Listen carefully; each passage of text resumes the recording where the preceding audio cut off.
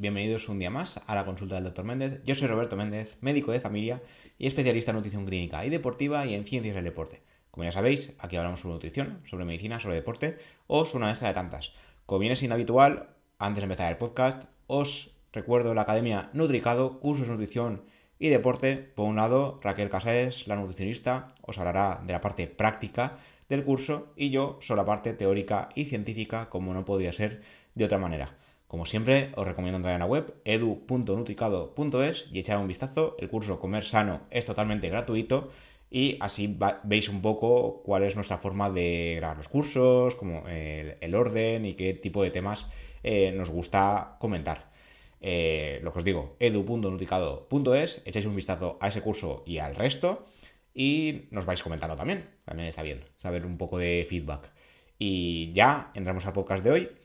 Hoy hablaremos sobre diabetes tipo 2, una vez más, y en este caso analizando qué tipo de dietas se han ido estudiando últimamente para reducir el riesgo de diabetes o para mejorar la enfermedad en especial. Como ya sabéis, en capítulos previos, tenemos, si no recuerdo mal, así a ojo creo que tengo 2 podcasts sobre el tema. En uno era el Día Mundial de la Diabetes, donde hablamos un poco sobre diferentes dietas para controlar y mejorar la diabetes en general. Y luego en otro, la cura de la diabetes. Se ha visto que las dietas muy bajas en calorías, mantenidas durante el tiempo, han demostrado llegar a curar la diabetes en personas que tenían un diagnóstico relativamente reciente, menos de 6 años, y que no estaban muy mal controladas. O sea, que ya os digo, el diagnóstico era muy reciente, solían ser personas más jóvenes y tampoco estaba el azúcar súper disparado. Entonces eran pacientes muy específicos. Este tipo de pacientes sí realizaban una dieta hipocalórica extrema, porque eran 800 calorías de máximo, si no recuerdo mal, durante semanas, 12 semanas, si no recuerdo mal tampoco, se lograba curar la diabetes. Esto implica que el azúcar queda bajo durante una temporada de un año sin medicación, es decir, una hemoglobina glicosilada menor a 6,5 durante un año sin medicación, se podría hablar de remisión de la diabetes. ¿Se puede hacer? A ver, se puede hacer, pero estos son estudios, es ambiente de laboratorio, y normalmente la vida no nos deja llevar a cabo un ambiente de laboratorio como tal. Hay eventos sociales, hay comidas que nos gustan más, que nos gustan menos. Mantener una dieta hipocalórica tan baja, yo creo que a nivel de vida normal, cotidiana, no es viable ni sano mentalmente. Pero para lograr curar la diabetes es lo que se ha visto que sí que puede tener efectos, ¿vale? Hoy lo que hablaremos es de si una dieta baja en carbohidratos o una dieta baja en grasas puede ser beneficioso para la diabetes sin tener en cuenta la densidad calórica de las mismas dietas. Ahora lo veremos en un estudio reciente que se ha hecho. Y también si el ayuno intermitente es adecuado para la diabetes y si también puede lograr esta remisión de la diabetes a largo plazo, porque es una cosa que también se ha estudiado.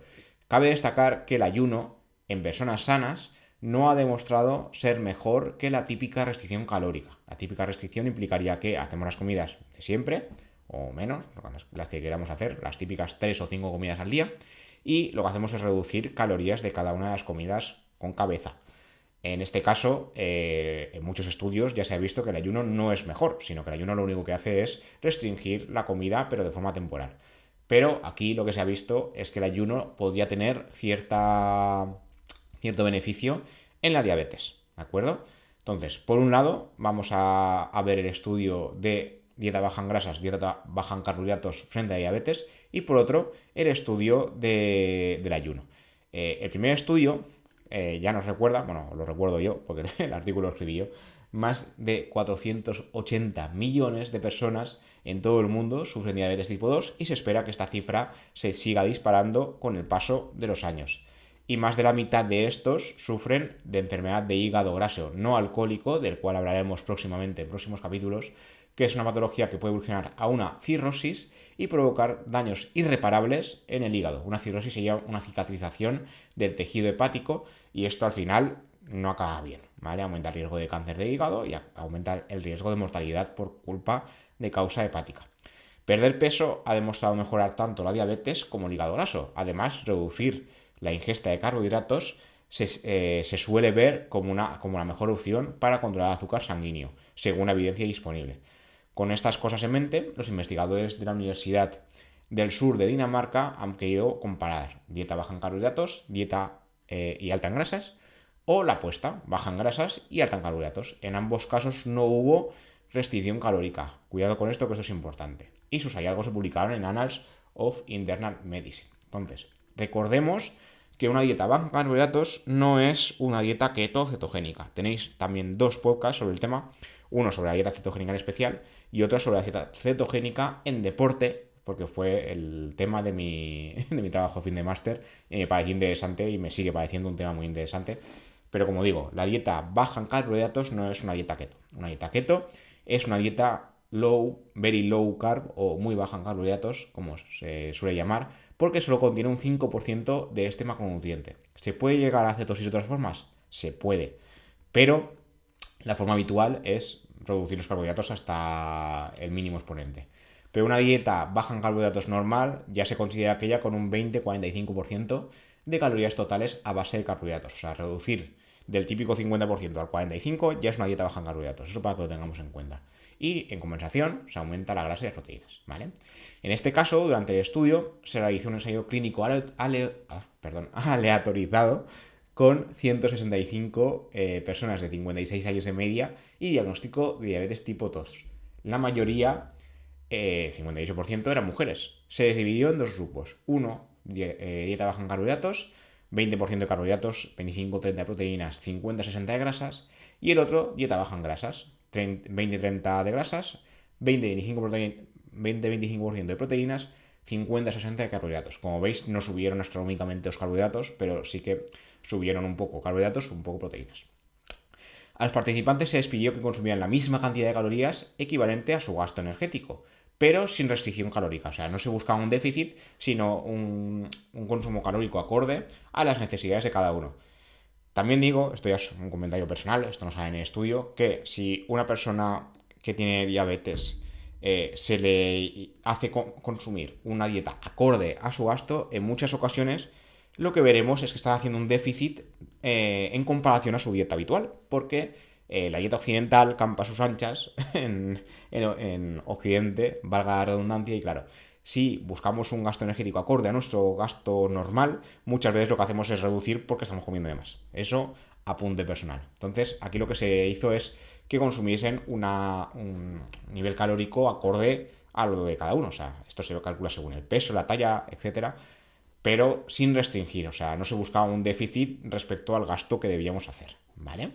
Entonces, el objetivo era controlar el porcentaje de macronutrientes en lugar de la ingesta, pero ya os digo que seguramente ahí hubo alguna cosilla también. Durante el estudio, que duró 6 meses, seguidos de otros 6 de seguimiento, se tuvieron en cuenta niveles de azúcar, marcadores metabólicos, niveles de colesterol y sus fracciones, LDL y HDL, malo y bueno, entre comillas, y triglicéridos. Además, también se realizaron biopsias hepáticas para evaluar la evolución de la enfermedad del hígado graso. ¿Qué pasó con los resultados? Pues los participantes del grupo con una dieta baja en carbohidratos redujeron su hemoglobina glicosilada HbA1c, que se suele escribir, que es el parámetro que mide el promedio de azúcar de los últimos 3-4 meses, hasta un 0,59% más que la dieta baja en grasas. También perdieron 3,8 kilos más de peso, más grasa corporal y mayor perímetro de circunferencia abdominal. Esto sería la dieta baja en carbohidratos, Respecto al colesterol y triglicéridos, ambos grupos lograron mejoras a lo largo de los 6 meses. No hubo diferencias a nivel hepático, no se encontraban parámetros de inflamación de hígado ni mayores cantidades de grasa hepática en ninguno de los grupos. Sin embargo, estos cambios, ahí está el kit de la cuestión, no se mantuvieron a los 9 meses de iniciar el estudio. Cuando los participantes volvieron a su dieta previa, las mejoras se fueron a paseo, desaparecieron. ¿Qué dicen los investigadores? Que hay que mantener este tipo de dietas a largo plazo. Pero la dieta baja en carbohidratos parece ser mejor que la dieta baja en grasas. Pero como digo, aquí yo creo que los participantes, esto ya os digo que es opinión personal, seguramente sí que harían una restricción calórica en comparación a su dieta previa al estudio, ¿vale? Entonces eso también hay que tenerlo en cuenta. Por otro lado, el ayuno, ¿vale? El ayuno intermitente ha ganado una gran popularidad, pero no es para todo el mundo, como ya os comenté en el capítulo dedicado íntegramente al ayuno reciente. Ya comentamos, hay uno de los podcasts que tengo, es bastante largo, pero creo que es muy interesante, con Berta, la psicóloga, especialista en psiconutrición.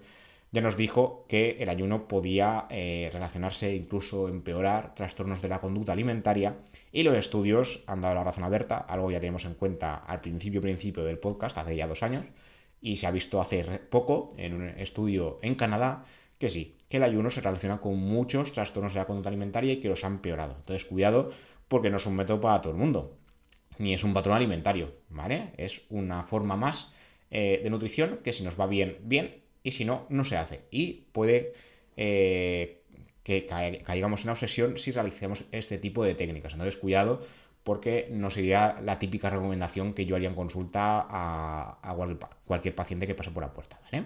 Entonces, en el estudio que se publicó en el Journal of Clinical Endocrinology and Metabolism, la revista de la Academia de Endocrinología de Estados Unidos, sugeriría que el ayuno podía ser una técnica alimentaria beneficiosa en procesos patológicos como la diabetes tipo 2.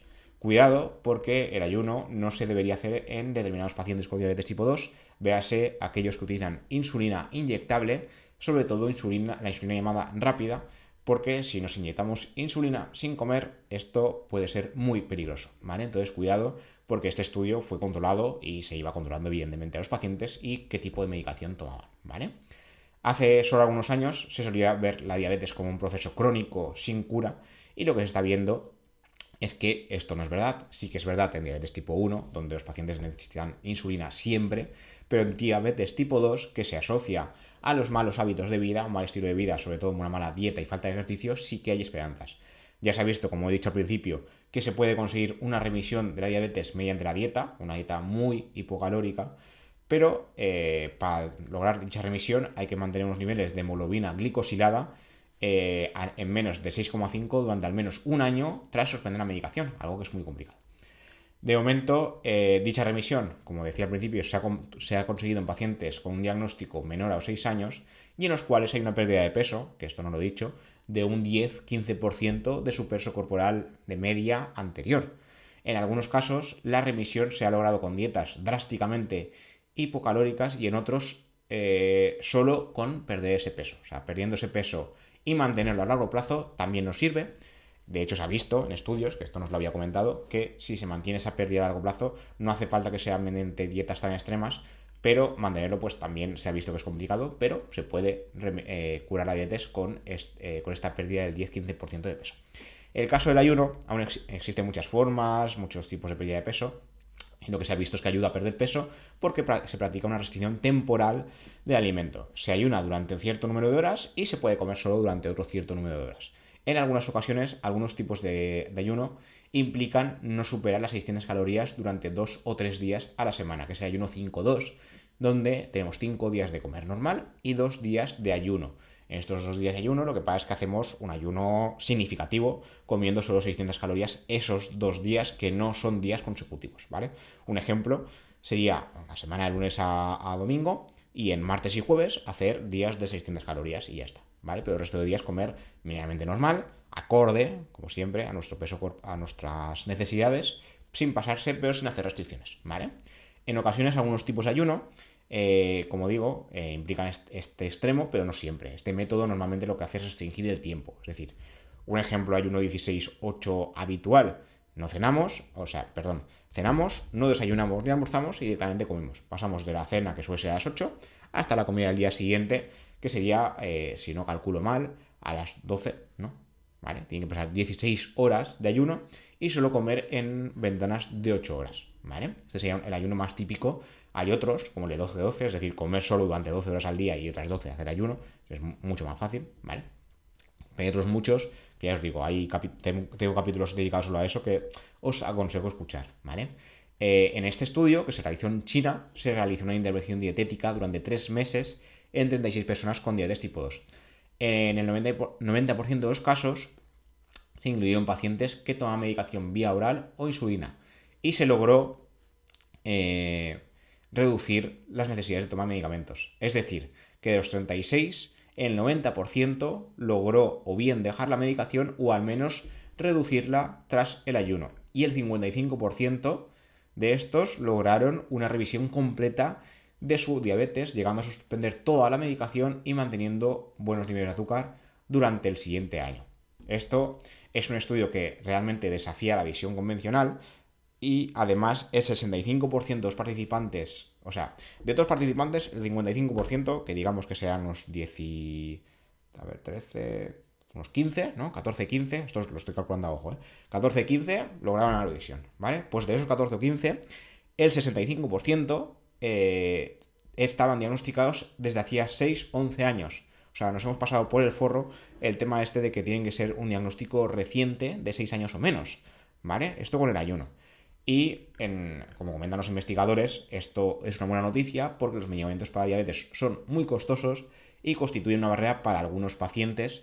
Estamos hablando de China. En España, por ejemplo, hay medicamentos que tienen su coste, pero por suerte la sanidad aquí sí que colaboran en mucha medida en el precio de los medicamentos. Entonces aquí no es tan complejo conseguir pues insulina, medicamentos vía oral o medicamentos inyectables para diabetes de otro tipo, que son los GLP-1, de los que ya hemos hablado también. Sí que tendrán su coste, la verdad es que lo desconozco porque no me sé el coste de los medicamentos, pero están financiados, ¿vale? En España es un tema diferente, pero sí que es verdad que, por ejemplo, en América y en Asia, por ejemplo en China, donde se realizó el estudio, el tema del coste de los medicamentos es algo llamativo y a veces no tengo palabras para describir lo que estoy pensando. Entonces, claro, lograr la remisión de enfermedades crónicas como la diabetes con diferentes métodos, en este caso el ayuno, es una buena noticia. Los costes de los medicamentos de los individuos estudiados disminuyeron un 77% en las personas que llevaban a cabo el ayuno intermitente. ¿Limitaciones de este estudio? La primera, pocos participantes, 36, y como veis, solo unos 15, 16 lograron una revisión completa. Está bien, es una gran cantidad, es un porcentaje muy elevado, pero siguen siendo 36, es muy poquito. Todos los participantes procedían de un solo país y la duración del estudio fue escasa. Sí que es verdad que se pudo confirmar que tras el año no se consumieron ya medicamentos en los que lograron la remisión, pero es posible saber si luego hubo recaídas o no. Sabemos que hubo remisión, pero no si hubo recaídas. Entonces, cuidado con esto, porque sí que es verdad que un año es mucho tiempo, pero no sabemos si a los 2 años hubo recaídas de la diabetes por practicar ayuno solo una temporada y luego volver a la alimentación habitual, ¿vale? Entonces, lo del ayuno está bien, hay que hacerlo de manera controlada y, en este caso, muy controlada. De hecho, los investigadores estaban ahí, fueron 3 meses y luego ya se supone que volvió a una alimentación habitual. Yo tengo mis dudas con el tema de ayuno, es una práctica que no me disgusta, pero creo que no es para todo el mundo y menos en gente que tome medicación y dependiendo de la medicación, porque podemos producir hipoglucemias, pueden darse casos graves que en el estudio no se han destacado, pero eran 36 participantes muy controlados, ¿vale? En la vida habitual sería un poco más complicado. Y nada, esto es todo lo que os quería comentar por hoy. Como veis, para la diabetes hay muchos tipos de dieta que se pueden practicar. Ninguna ha demostrado ser la mejor, pero parece que la dieta baja en carbohidratos va bien y que el ayuno intermitente controlado, en este caso por profesionales, durante un tiempo determinado de tiempo, parece que puede ayudar a la remisión de la diabetes, pero como digo, en el día a día cotidiano esto sería complicado, diría que casi rozando lo imposible, pero que sepáis que existe el estudio. Y nada, como siempre, gracias por ver esto en YouTube y gracias por suscribiros y escucharlo en Spotify, Amazon, Google Podcast, Apple Podcast, Pocket Cast y la plataforma que utilicéis. Y como siempre, gracias por críticas, comentarios y demás para seguir mejorando y para que se me vayan ocurriendo ideas de podcast. Y como siempre, nos vemos y nos escuchamos en siguientes episodios. Hasta la próxima.